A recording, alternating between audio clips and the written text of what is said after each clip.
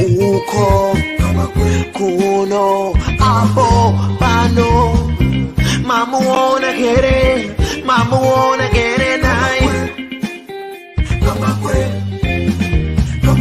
I know food I me so I know food I tebe I know kaya marigi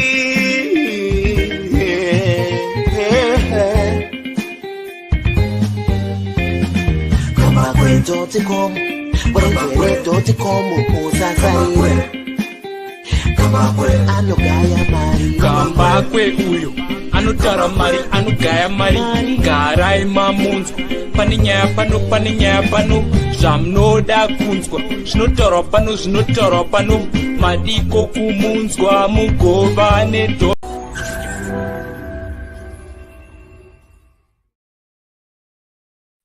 Right. 9 August 2022. And today I'm joined by my usual guest from Botswana, Dr. Feddious Mutenheri. How are you, doctor? I'm very well, Gambakwe. Good evening, rather, and good evening to our viewers.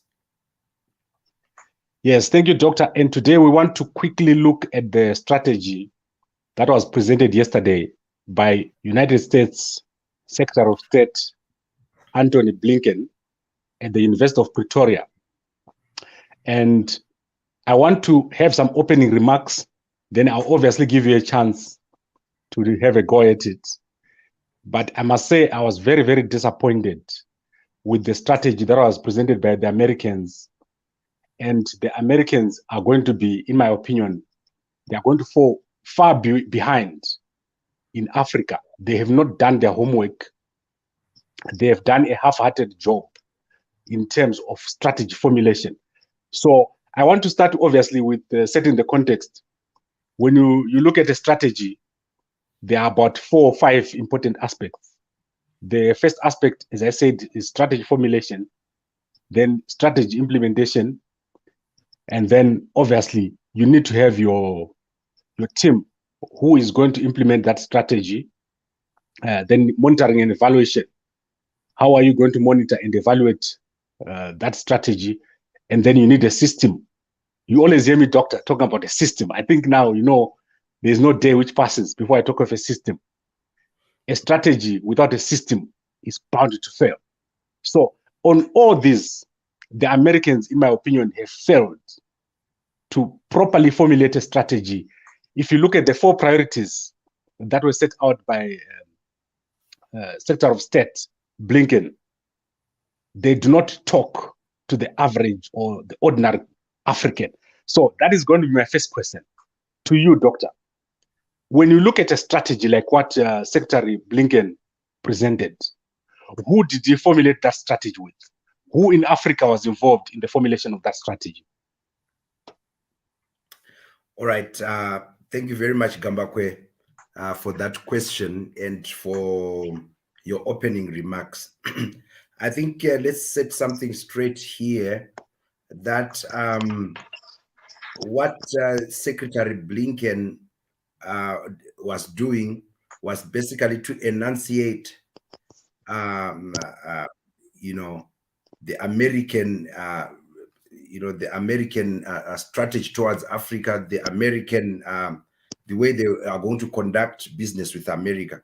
But first and foremost, you must understand that when other countries or countries in general formulate their foreign policies, because this is a foreign policy position which he was presenting, they are guided by a few common things, all countries.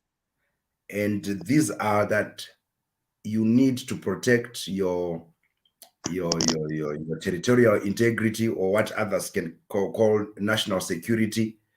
Other reasons for the formulation of foreign policy would be to protect your national interests, and national interests are many. They are political, they are economic, they are social interests. And obviously what America is doing is to, as part of its foreign policy, which was talked to us through Secretary Blinken is to just show us what their interests are. For America, obviously, it is to advance, according to them, democracy, as we are going to look at the four pillars of what he says, where the strategic where the strategic points.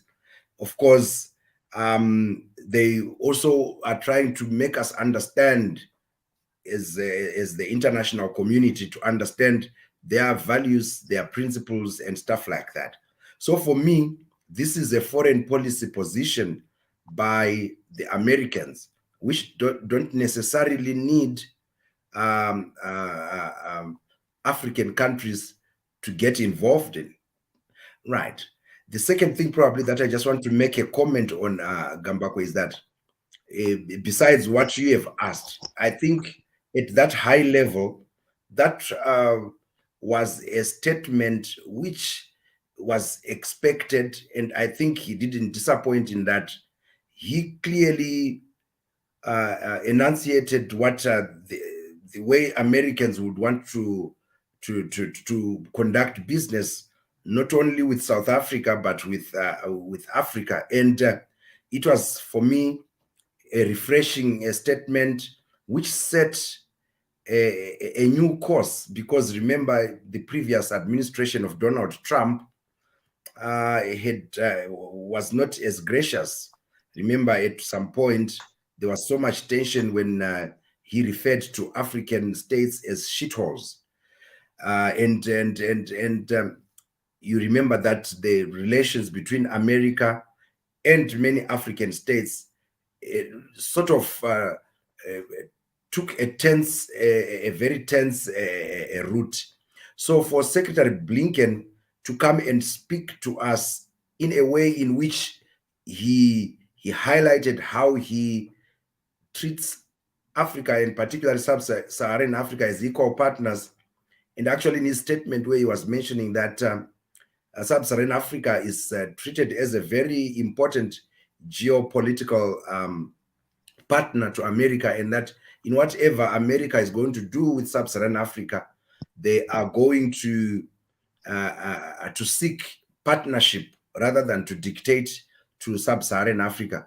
As a diplomatic statement coming from one of the highest ranking officials in America, I think it is plausible. Of course, the questions that will always come are, as you are rightly saying, can it be implemented? Or critics will now watch and say, are the Americans going to follow up on their word that they are going to treat Africans like partners, that they are not going to be trying to dictate to Africans, but they are going to actually consult and work together with them? That is the part probably that many would look at. But coming to your question, Gambakwe, I think you do not expect in a statement like this for one to enunciate all those issues you were talking about, of who will do this, who will do that, what are the timelines, or what are the monitoring and evaluation tools. That obviously will come in papers that will be released. This is a political statement that is being presented to us, and I think from the face value of it, I think it should be commended. It should be commended. Okay, let's run through this very, very quickly, because there's a lot here. And I think if there are people who are in Africa, like leaders in Africa, they listen very, very carefully to this. It's very important, because obviously we've got China on one side with the Russians, and we've got America on one side, and probably NATO. He raised the issue of Ukraine in that statement. Now let's go to the issue of sanctions. The African Union and the United Nations, they've all called for the sanctions on Zimbabwe to be lifted. Secretary Blinken did not mention Zimbabwe at all during his war statement. and this request by Africans that these sanctions be lifted. What do you make of that? Okay, thank you very much for that question again. Gambakwe, you must understand, like I said, the sanctions imposed on Zimbabwe by the United States of America are basically a bilateral issue which arise, according to the Americans, which arise from the fact that there were issues which Americans thought the Zimbabwean authorities were not doing right, particularly the issues of human rights violations, particularly the issues of unfair electoral practices, and the basic decay of the justice system there. And so ZIDERA is a law in America which sought to just talk to the fact that they do not agree with how the Zimbabwean authorities were running, were treating its own people. But then approach taken by SADC, the approach taken by by few countries in SADC, of course, of having to create a whole a show of or dramatizing this issue of sanctions, going onto the street saying we are marching for the sanctions to be removed. That is not how I'm sure diplomacy on sanctions work. The diplomacy on sanctions work in this way, that the ZANU-PF government, when it was running the 2018 election, actually had promised that it would want to re-engage with its erstwhile friends, which include, of course, America. And obviously, the process of re-engagement has to look at both sides. So it is within the Zimbabwean government itself, which actually is in much need of that re-engagement with the Americans and even with the Europeans, to look at itself, self-introspect, and look at those things that the other side is not happy with, particularly like I'm talking to you about the issues of political violence, the issues of human rights abuses, all those issues, the unfair electoral practices, and say, but what they are saying, does it have any, can we listen to that? And then seek to come to the table with those Americans, which they even want to engage, and say, what can we do?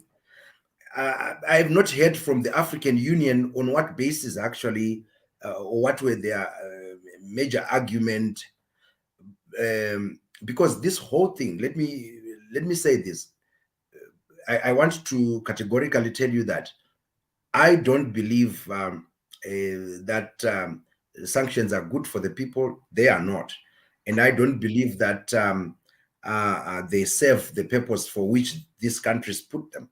But because we are in this situation, it is upon the Zimbabwean government to engage the African Union, because in the African Union, there is that peer review mechanism.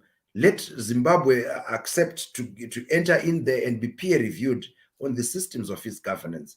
And AU should seek to call for the removal of those sanctions on the basis of understanding the situation in Zimbabwe, not of simple African solidarity. Because remember, the liberation movements in Africa have been known for blind support of each other, simply because all of them, actually the majority of them, are in this very habit of mistreating their people. And when they face retaliation from other partners, then they want to huddle under this banner of saying African solutions to African solutions and stuff like that. So I want the African Union to proffer to whosoever, whether it's the Americans or whosoever, a basis on which Americans can change their laws towards Zimbabwe. And these are real issues which many people feel about. for instance, right now we are in the middle. We have started an electoral electoral campaigns. What has happened in Kwazana? We already have 2 MPs, opposition MPs, incarcerated on what are clearly trumped up charges. And on the other side, we have that gentleman from ZANU PF who called for the murdering of Advocate Nelson Chamisa, who up till today has not been arrested. We have many cases that are being reported of political violence in which ZANU PF is, is fingered. But what happens to them? Nothing happens to ZANU PF. And those are the very practical issues on which ZANU PF should deal with. But look, we know that ZANU PF has always used the song of sanctions as a cover-up to hide, to continue to do what they are doing and accuse sanctions, which is why some of us would even call for those sanctions to be removed so that ZANU PF does not have at all another, a finger to hide behind. But obviously, directly answering your question, the issue of sanctions are Zimbabwe's issue, internal issue, which it should address itself and then go to engage those that have imposed on a basis of engagement. Yep. Okay. Sorry, I'm just about to call you Senator. I don't know if you're going to be given a constituency. Right. You know what, Dr. Mutenheri? I'm hearing what you're saying, and there is no argument. There is both sides to this thing. The only problem I have is when you're looking at a strategy, obviously, you're looking at something that should impact and cause a change. And the Americans have not been doing well in Africa. For the past 10 years, the Chinese have taken over here. Zambia is basically Chinese territory. South Africa, you even have police stations here for China. Zimbabwe, mining sector of Zimbabwe is totally dominated by the Chinese. The Americans do not know what to do with Africa. And one of the reasons is when they say strategy for Africa, it's almost as if Africa is one country, whereas Africa is over 50 countries with different needs, with different characteristics, with different people. And this is where I want to come back and say, is it possible to say we're creating a strategy for Africa? Should it not be different? America can then not maybe adopt a different approach and have a strategy for each country, not one for sub-Saharan Africa. For example, you know that the Americans have been building huge embassies here in Southern Africa. If you go to Mozambique, if you go to Zimbabwe, if you go to South Africa, they've got the biggest embassies here. But you rarely see those people who are in those embassies coming out. And sometimes you wonder what exactly are all these huge buildings doing here. If you look at the Chinese embassy here in Zimbabwe, and you look at the American embassy, then if you look at the impact in the community, I want to say, maybe I'm wrong to say impact.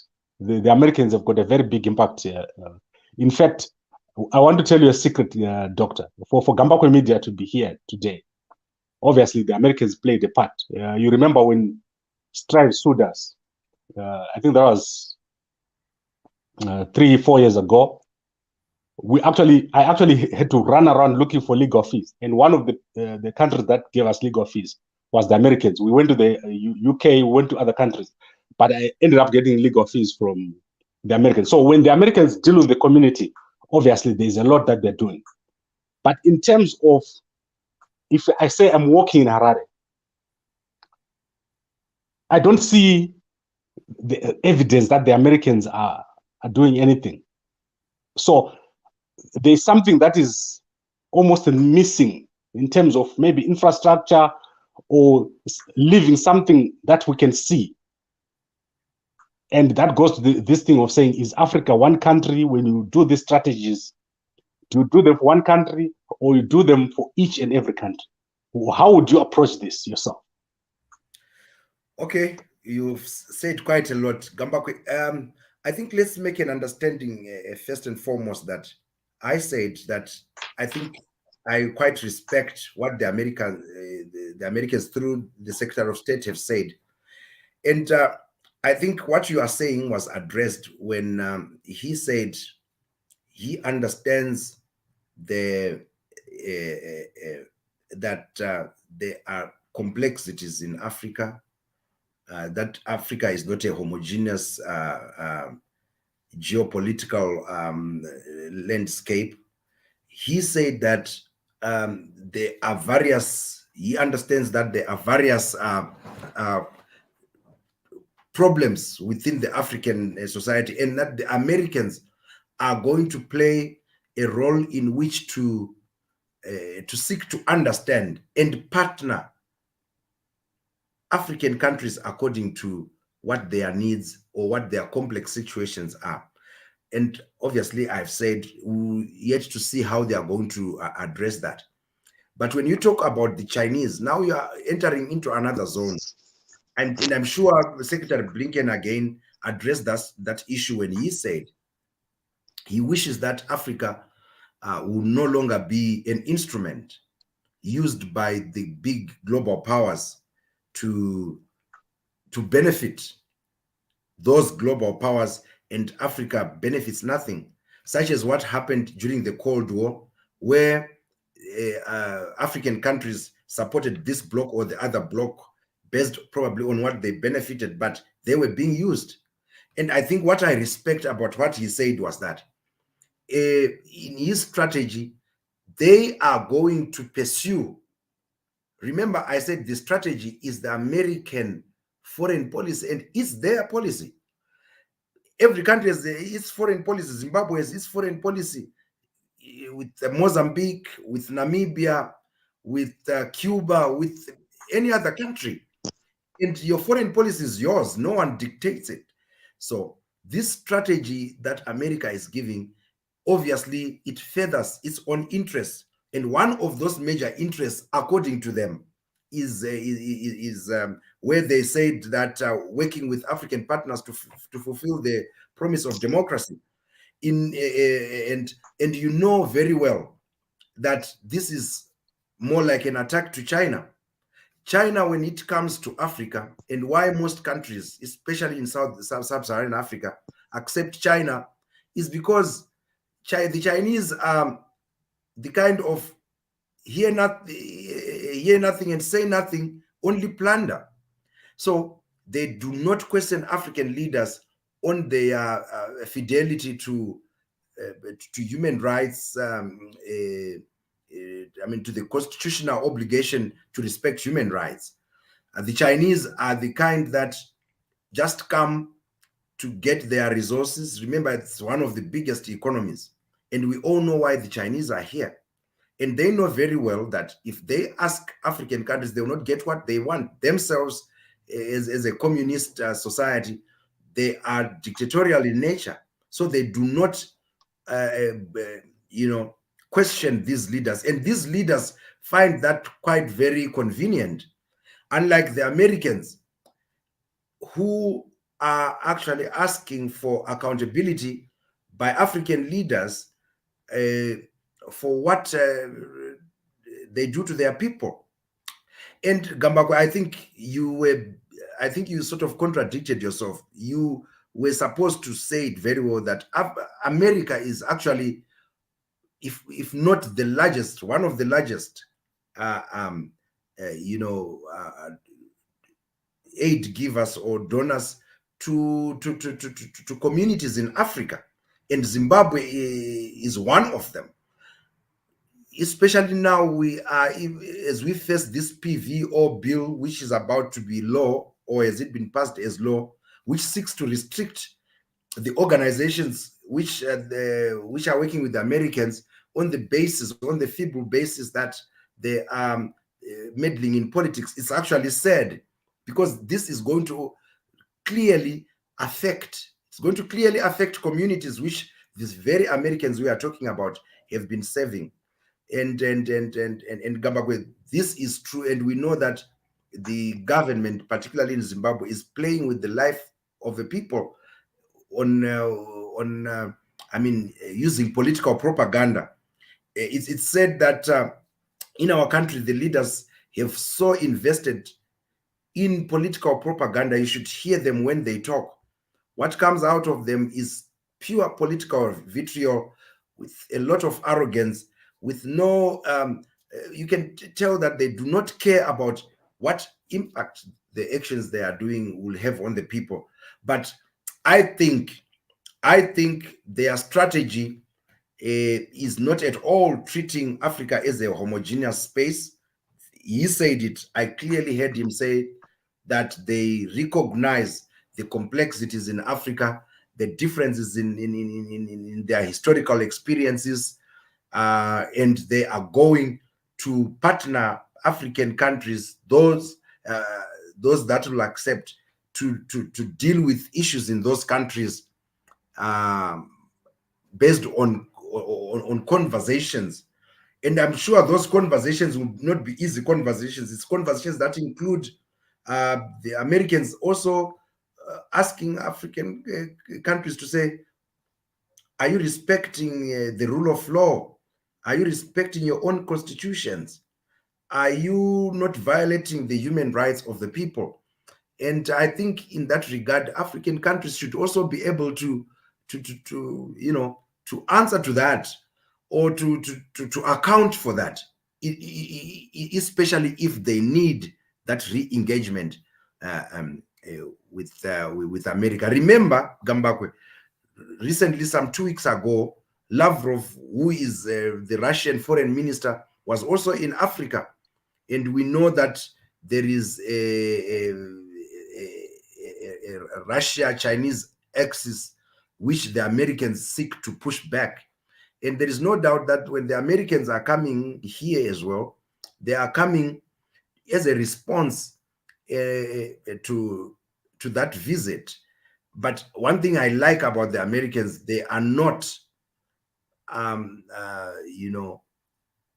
suiting the situation. They are not coming to Africa to tell them what they want to hear, that we will just keep quiet. No, they are clearly saying that we will defend democracy in those societies that we are going to be involved with.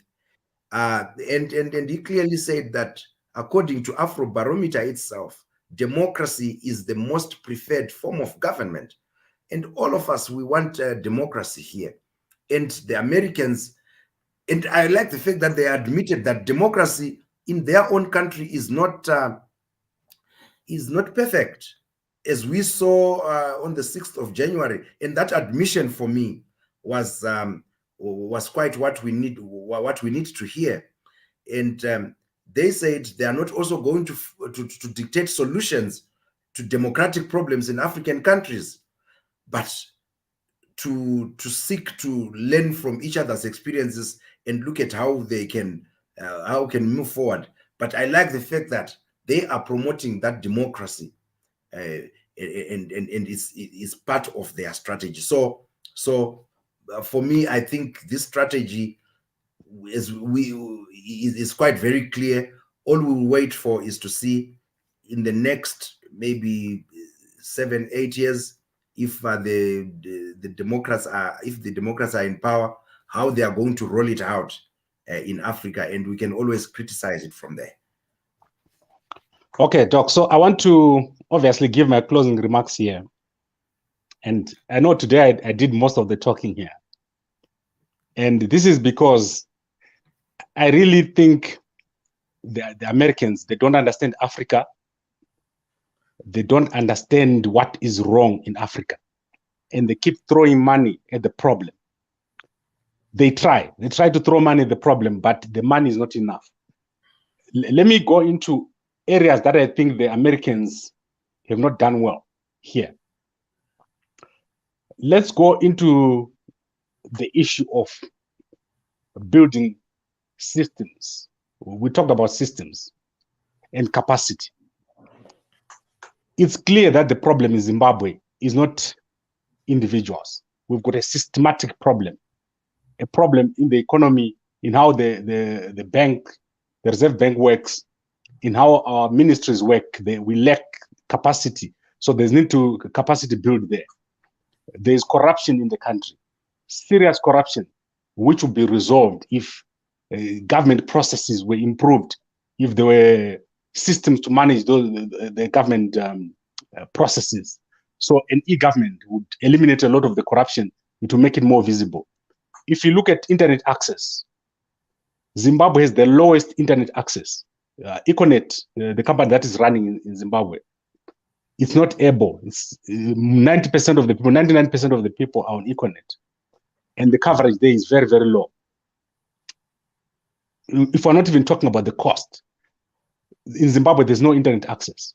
So the issues that the Americans are addressing or trying to address, they will be addressed differently if they approached, let's say, the situation in Zimbabwe in a different way, not trying to hammer the government there. I think what they would have done better is to work with the government of Zimbabwe. For example, the president of Zimbabwe was not invited to the Democracy Summit, which was held by President Joe Biden, and probably is not going to be invited again later on this year. And unfortunately, the American government has been trying to assist the opposition in Zimbabwe through the sanctions. That's how it appears to all the African governments. If you ask who is benefiting from the sanctions, why those sanctions are there, almost everyone will say the sanctions are there so that the opposition or the party of Nelson Chamisa can get into office. So I think the Americans, in terms of strategy, if they want to meet their objectives, they need to revise how they're approaching Africa. If you look at the issue of infrastructure that I'm talking about, Americans are not building things that we can see. They're not building schools, they're not building bridges, they're not building houses of parliament, things that the Chinese are doing. They're not even building farms. Imagine if the Americans were to set up farms there in Zimbabwe where they will assist all the agriculture, the people coming out of varsities and all that. These are things that the Chinese are doing. I was in Zambia a few months back. The Germans, they are running programs that when you're driving past, you can see there's a German program there for agriculture, for chicken projects, and so forth. Maybe I'm not seeing these things, but looking at the strategy that the Americans have presented, I do not see how it is different from what they've been doing in the past. It's all been the same through President Obama's government, through President Trump, and now President Biden. It's almost as if there's someone who sits somewhere away, far removed from everything, and they develop this strategy. And then every president that comes just takes that strategy. They don't look at it. They don't understand what it is that the people on the ground want. And worse, they don't consult the people that know. I don't think Secretary Blinken has ever been out of let's say he lands at the airport, he goes into his helicopter, he goes into the auditorium, and he's straight back. I don't think these guys understand what it is that Africans want. That is my opinion, and those are my final remarks. Is there anything else you want to say, Doc, before we close? Obviously, I have to respond to that, Gambakwe. Yes, of course. It doesn't operate that way, Gambakwe. You must understand that Americans, for instance, are not Zimbabweans. Zimbabweans are a responsibility of their government. And the current ZANU-PF government, which has been there for 42 years, is responsible, whether it's for the infrastructure, whether it's for eradication of poverty, whether for everything. Theirs is to assist. But look, where I'm saying it doesn't operate that way, they cannot be seen to be propping up regimes which promote violence, which promote a decimation of rule of law, which kill its own people, which practice unfair electoral practices. Gambagwe, just a little. Let me take you to the. You should listen to Advocate Tendai Biti when he talks, because he is the very person who was at the head of the Public Accounts Committee. You should listen to the kind of corruption that is unearthed by the Auditor General from those reports. Even if you go from the 2016, 2017, 2018 reports, which show massive corruption that is coming out of from government, and you want to expect a government from another country, that is trying to promote democracy, to promote good governance and transparency, to come and start constructing schools, dishing out money just like that. It doesn't operate that way.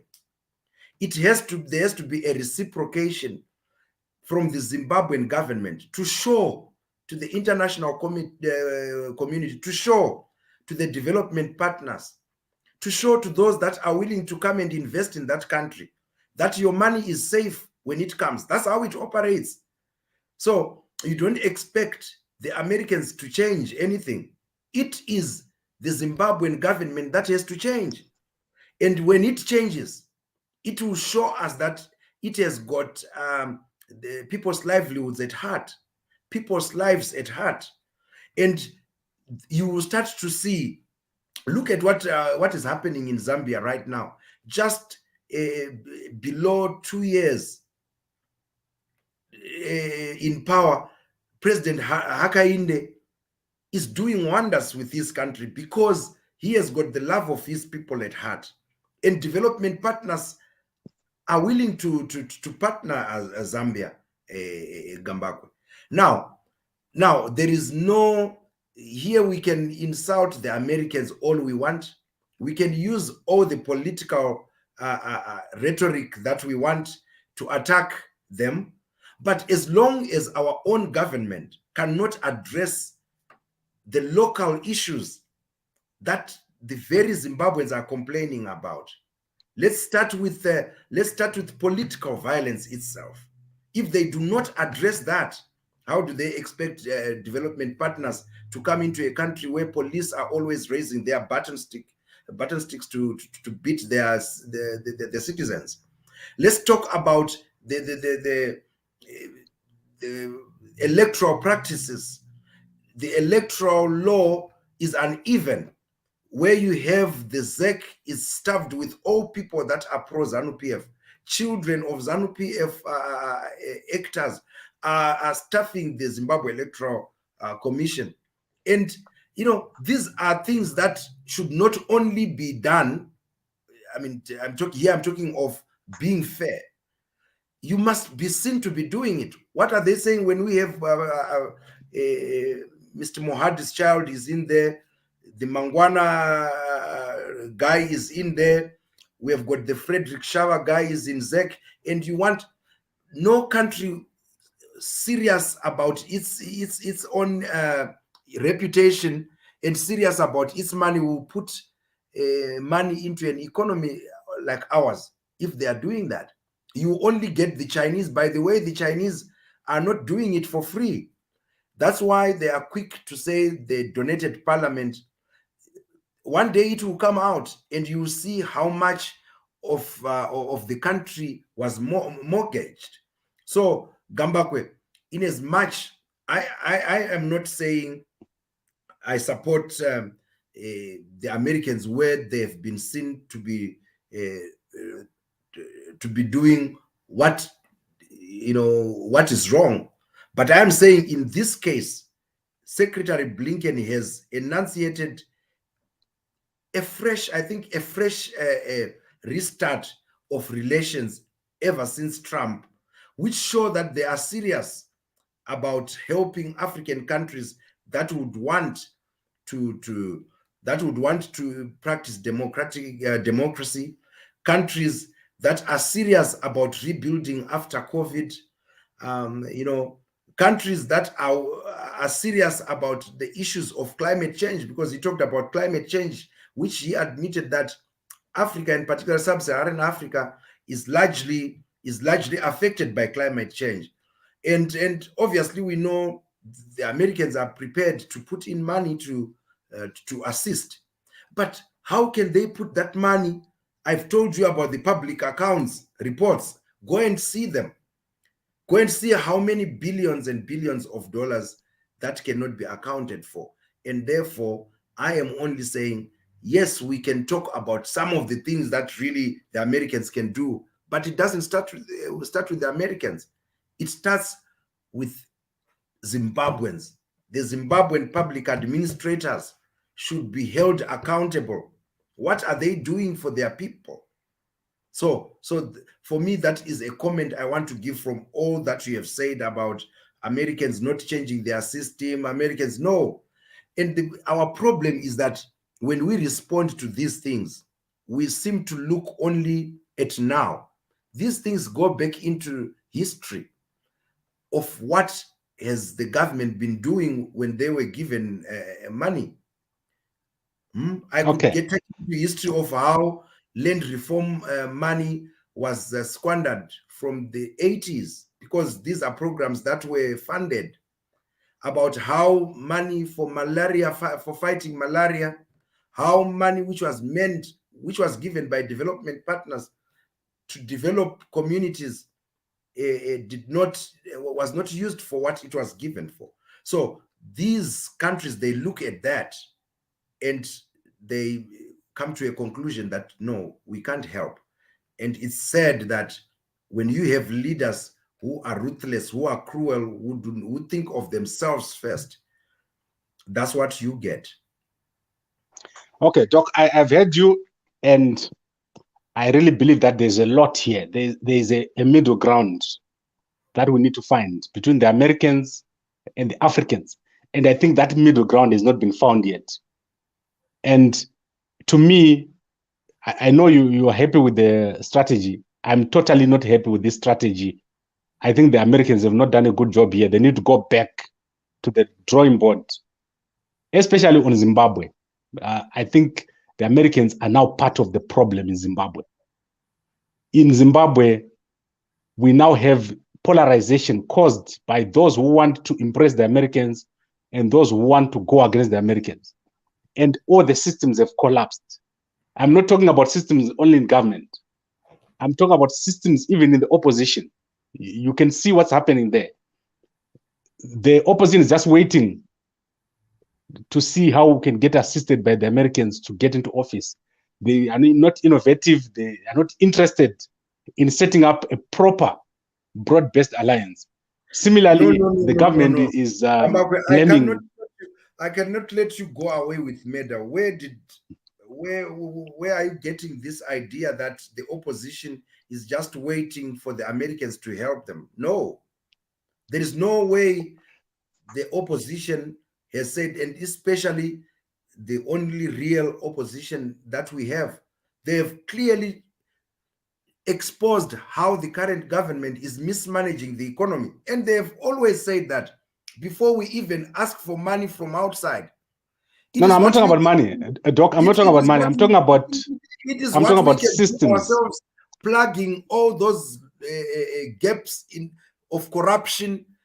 How much money we can get out of that? We know that the civil service has got a whole lot of ghost workers. You plug that, you need to but Doc, to produce this way we are agreeing and promote your exports. You start to to save. You stop these Johns, the expeditions that they take with entourages of more than 100 people to buy whiskeys outside. Use that money for that. Is what they have been saying. They are not pleasing an American.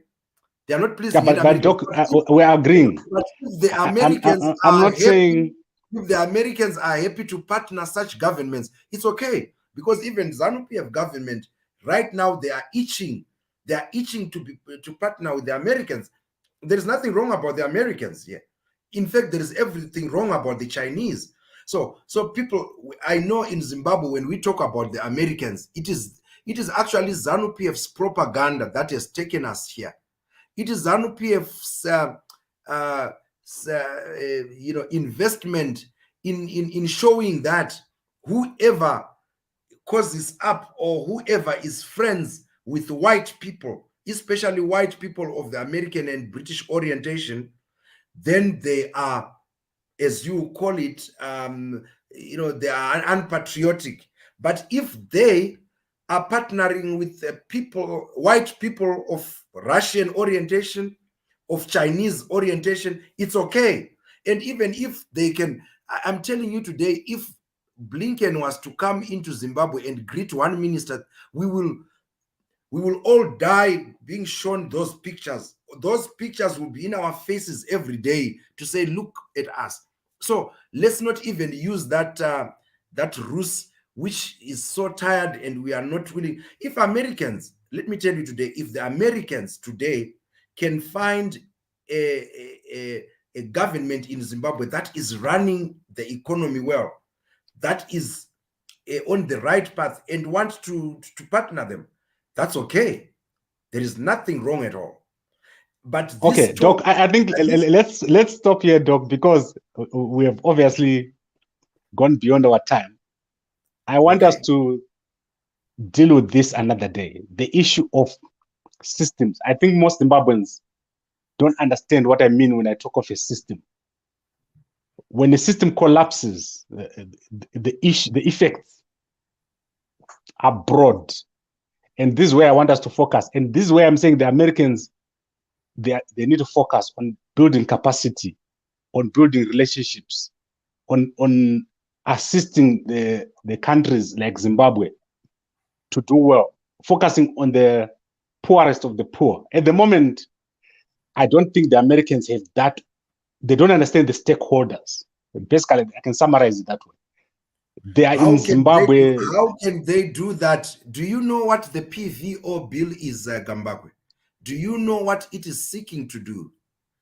You are telling me that they should work with the poor people in the rural areas. How do they work with them?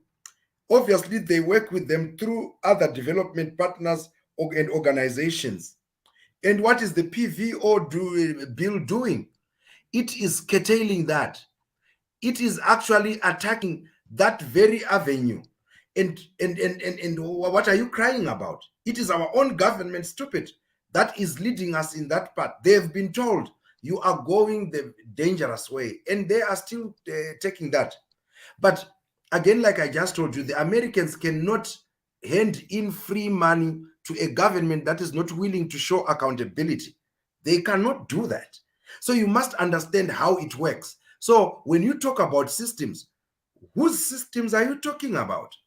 Is it Zimbabwe that has destroyed good systems of governance that are there? We see them every day attacking every good system of governance. Talk about the constitution. It has been mutilated in less than 10 years of its adoption. There are already dangerous amendments that have been made there. And you are telling me about systems. Who is destroying systems? Look at how our institutions have been made to serve one political party over the other. Those are not systems, come back with. That's thuggery. So don't confuse thuggery and proper systems that work. Proper systems that work are such that even when you get into that system yourself, it is easy for you to carry out. Have you seen how the Americans do their public administration? The Bush administration can come in, but there are some fundamentals that they do not change. When the Obama comes, Obama's government comes, it will come and find an infrastructure that is there. If there are few things that they change, it's few policies and approaches of doing things, but they do not touch the fundamentals of a country. Unlike in our country, where every change is made to serve the current people who are there. That's not how you build a country. That's not how you build a system that works for the future generations. Look, the Americans are proud of their constitution, which is now over 200 years old. Go and check how many times it has been amended. Very few times. Why? It is because the constitution is meant to serve the country, the generations, not individuals, not politicians of the day. That is what we call a system, Gamba. Probably the next topic should be, let's discuss systems, so that I probably lecture you on what a good system, because you shouldn't mix cartelism, you shouldn't mix thuggery, you shouldn't mix a clear terrorism with what you want to call a system. In Italy, by the way, there is an organization called, you know it, what do you call this organization? It's very well known. It's a system it's a systematic group of terrorists, people who are known to be thugs. What is it called? I'm telling you. You mean the Italian mafia? Yeah, mafia. Very good. The mafia. You know, a mafia is a system. That's what you are talking about, Gambako. Now, if that is undesirable, what is desirable are systems that are so clear of running a country, of good governance, in which if you, Gambako, take over, when your time to expire comes, you expire, I come in, I also follow, and generations will talk about us and say, our foremothers, our forefathers, this is the road they took us through. Let's take the same route. That's a system you want, not what you are always every day hopping and jumping up and down. You don't want me to tell Chamisa to create a system? No. Chamisa is fine. Okay, so Chamisa should not have a system, but the government should have a system. Advocate Chamisa has been winning elections. If you want to tell me, if you want me to tell you what a good system is, it is that system he has. Okay, when he gets into government without the system, it's gonna be okay. What system?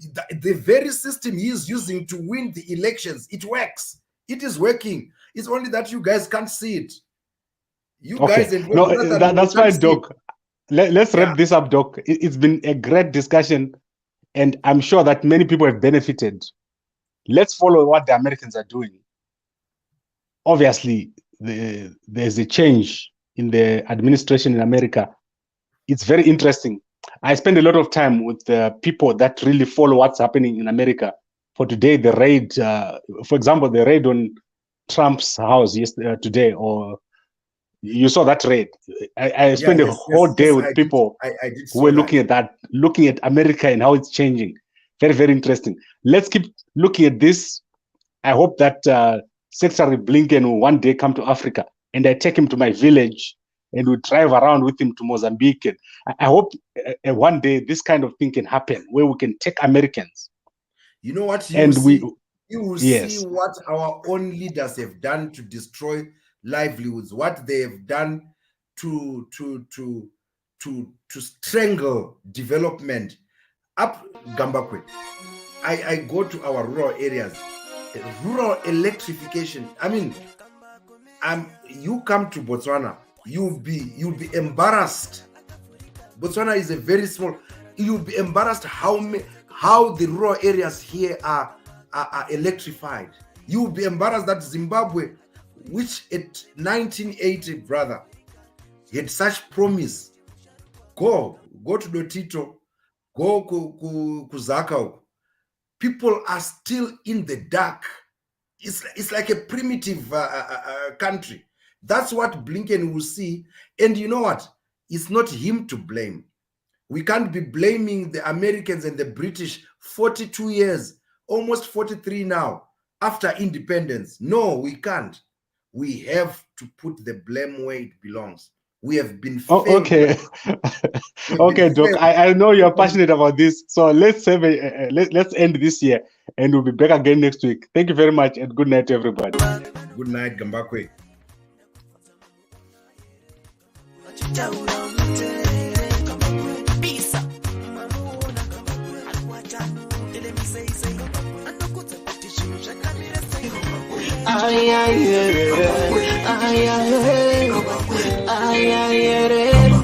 Oh, yo. kuno apo pano mamuona kere nai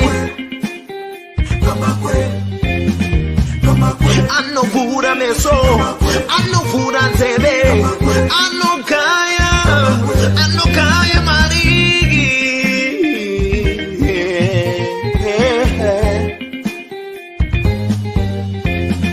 kambakwe.com bwengere.com usasarire anogaya mari kambakwe uyo anotara mari anogaya mari garai mamunzwa pane nyaya pano zvamunoda kunzwa zvinotaurwa pano madiko kumunzwa mugovane.com kambakwe vanogaya mari vanotaura mari vanoziya mari kambakwe vanotaura feya kuti pamberi zvichafamba sei vanomuterere zvikubatsirei mukufamba kwenyu zvikubatsirei mirai ndikudze kuti chokwadi pano chizere kambakwe vanogaya cash vanopa mafacts vanotaura straight vane evidence vane confidence plus intelligence entertainment current affairs and news kambakwe.com usasarire kambakwe anogaya mari